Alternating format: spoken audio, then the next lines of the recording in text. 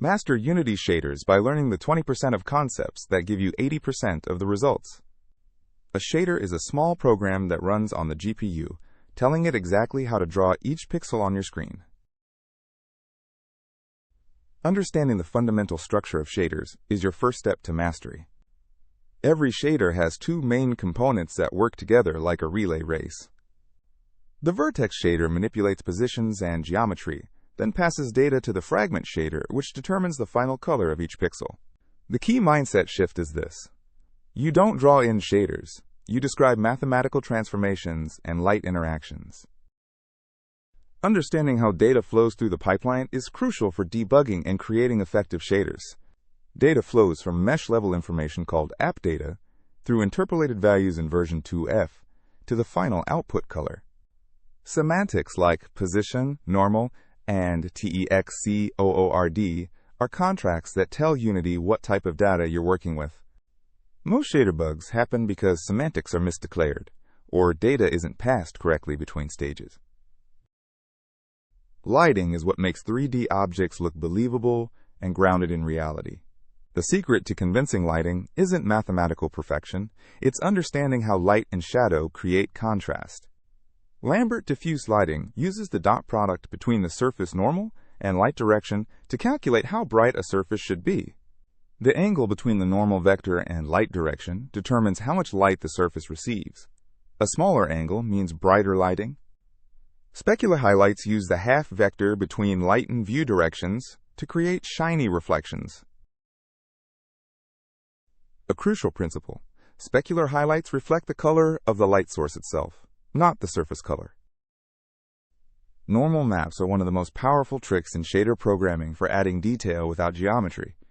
Normal maps trick the lighting system into believing a flat surface has bumps and grooves by perturbing surface normals. Normal maps store directional information in their red, green, and blue channels, mapping to X, Y, and Z directions. Adding real geometric detail costs performance, but normal maps let you fake complex surfaces at almost no cost. Fresnel effects add emotional realism by making edges glow subtly based on viewing angle. Fresnel creates glowing edges where the surface normal is perpendicular to the view direction, making objects feel more three-dimensional. The Fresnel equation uses 1 minus the dot product of view and normal, raised to a power for artistic control. Fresnel effects are essential for realistic materials like glass and water, and also work great for stylized art styles. Physically based rendering isn't about copying math formulas, it's about understanding energy conservation. The core principle of PBR is energy conservation. If reflection goes up, diffuse must go down proportionally. Think of it like a budget. The total energy output cannot exceed the input, so increases in one area mean decreases in another. Metals are unique because they reflect tinted by their own color, while non-metals reflect the color of the light source. Stylized shaders are about artistic control, deciding what to exaggerate and what to simplify. Toon shading uses discrete bands of color instead of smooth gradients, creating the cel-shaded look of anime and comics. By using a ramp texture, you can precisely control how light bands transition, giving you complete artistic control over the look. You don't need advanced mathematics, just these core vector operations that appear in every shader. The dot product measures how similar two directions are. Parallel vectors give 1, perpendicular give 0, opposite give -1. Dot product is your most used tool, appearing in lighting calculations, Fresnel effects, and countless other operations. Normalization keeps vectors at unit length, which is critical for accurate lighting and direction calculations. The power function appears everywhere for controlling how quickly values fall off, from specular to Fresnel to distance attenuation. A shader that moves creates the illusion of living geometry, breathing life into static meshes.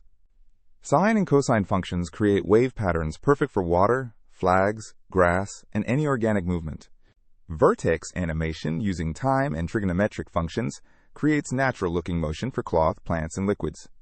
These simple wave functions combined with vertex positions and time create surprisingly complex and realistic organic motion. Let's consolidate the core concepts that give you the most learning value. Remember, the Vertex Shader handles positions and geometry transformations in three-dimensional space. The fragment shader is where lighting, textures, and final color calculations happen for each pixel. Understanding how data flows from mesh to vertex to fragment stages through proper semantics is fundamental. Great lighting comes from understanding how normals interact with light directions, not from complex formulas.